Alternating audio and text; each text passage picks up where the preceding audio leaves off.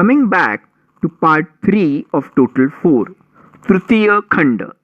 Some long boring story about a goat and wise men on a camel, narrated by Grumpy that Grandpa Pandemonium no, to show off his English knowledge.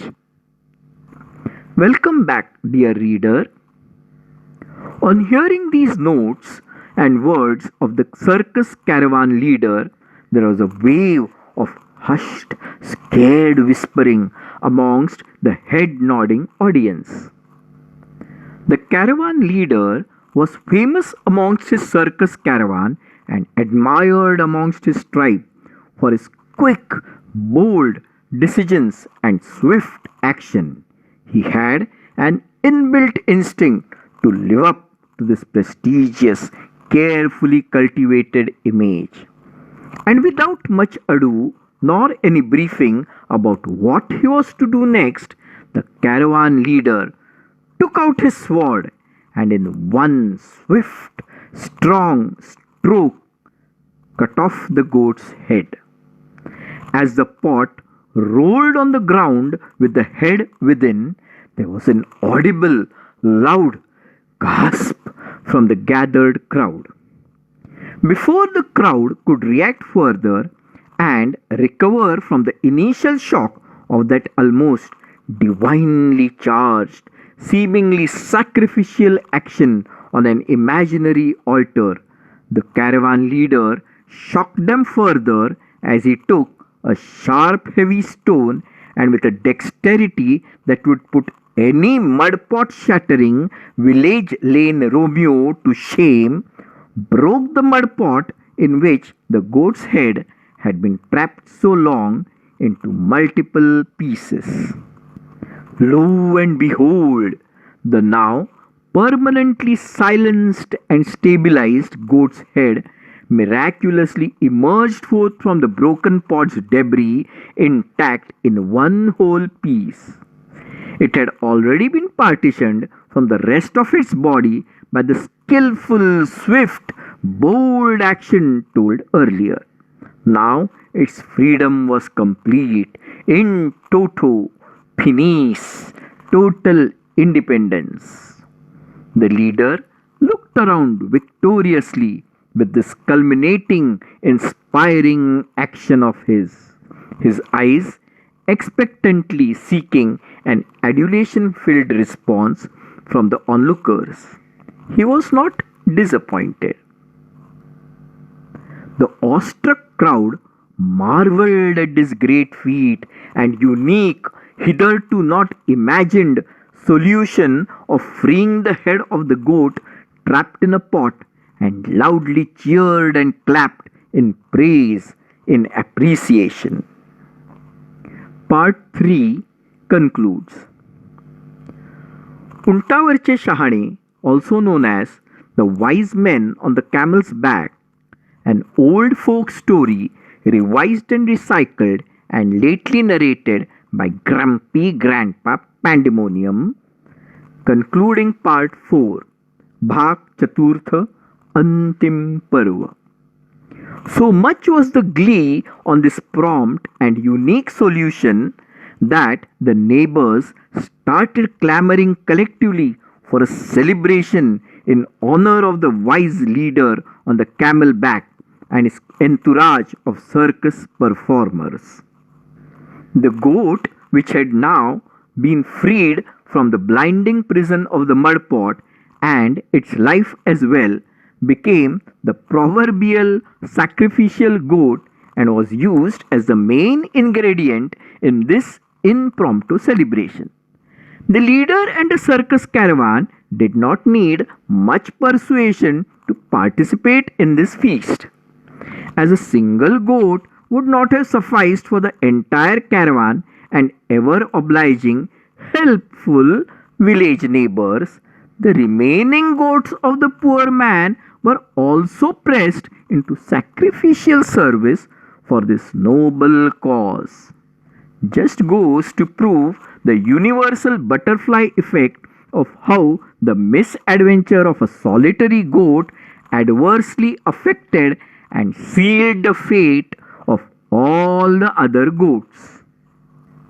I heard that there was some initial reticence or resentment of whether the goat's mutton was halal or jhatka or dharmic certified, but a controversy was soon hushed up, or rather ignored by the overpowering taste bud teasing wafts of smell coming from the cooking pots. A tasty dish it must have proved to be by the speed with which the food was devoured by the guests. All the caravan members heartily partook of the meal with sumptuous helpings. Indeed, so generous were they in serving themselves to the buffet that soon the caravan members had devoured every tidbit morsel and had licked up clean every platter and cooking vessel bare. Alas, all good things must come to an end sometime, and soon it was time for the God sent travellers to depart for their destination. With fond, teary farewells, the villagers bid them bye and returned to their dwellings. After the last helpful village neighbor had gone, the poor man and his wife surveyed the aftermath of the visit. Their thatched grass roof had been eaten up by the hungry camel. The courtyard door and walls were broken down on entry by the camel.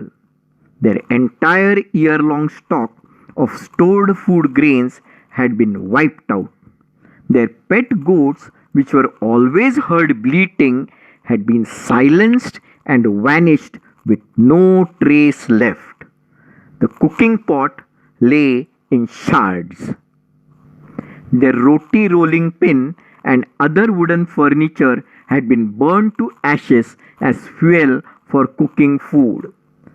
Their ever hungry kids had been subjected unexpectedly to observe a forced holy fasting day and were going to be forced to observe a stricter fast for a longer period too. Perhaps these were the origins of all those prescribed holy month-long fasts. But this is just a wild conjecture. And let us not tread on dangerous cornfield toes. Let us silently ignore such stray, minor, irrelevant thoughts of the children's fate. We are sure the poor children survived the ordeal. As the poor man's wife surveyed the scene, it was as if they had been struck by a cyclone in the desert or a swarm of locusts sent by a neighboring land. The poor man's wife suddenly buckled down and collapsed on the floor on surveying the scene. Perhaps the excitement of the day's events were too much for her understanding. Instinctively, her hand hit her forehead. She could not utter a word. Stupefied into silence, she just sat there like a stone statue, like a meditative yogi, only with a different mudra. In that eerie silence, the poor man's trembling, whispering voice was heard.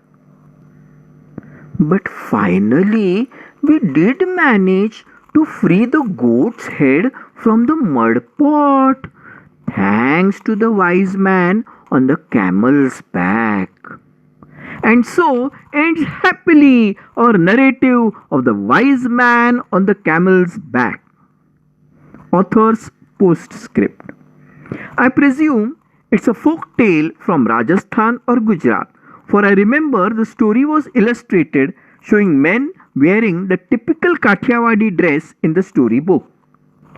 I Google searched for the story, but apart from the three wise men of biblical fame visiting baby Jesus, did not find this particular story. This just shows that the sagacity of wise men on camel's back has been documented since biblical times. However, I felt a pulverizing, pulsating, purgative pull to type out this unique, monumental, historic, earth shattering, mind blowing, enriching, explosive, exaggerating, educating, exfoliating, exasperating, excruciating, engrossing, elaborate, elongated, torturing, perplexing, intoxicating, informative, fantastic story for the benefit of posterity, lest it be forgotten in the sands of a dreary desert of amnesia prone memories. Strangely, although Google is silent, I presume that the Marathi phrase "untavarचे Shahane" implying experts whose advice does more harm than good must have its origin in this story. Any resemblance or similarities to the COVID experts' advice of lockdowns, or if any of these experts are from Gujarat or Rajasthan, will be sheer fictional coincidence and purely a figment of the reader's or listener's imagination. An old folk tale retold by Parag Raje from his childhood memories with a tongue in cheek and frozen face policy.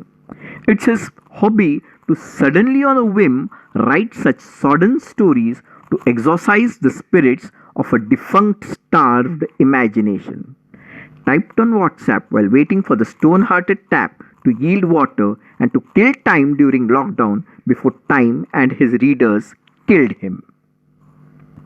The author dedicates this story to all those whom he innocently believed were wise and intelligent, including himself, but successfully, time and again, proved him wrong. The author thanks the listener and readers for bearing with him so long patiently. Thank you.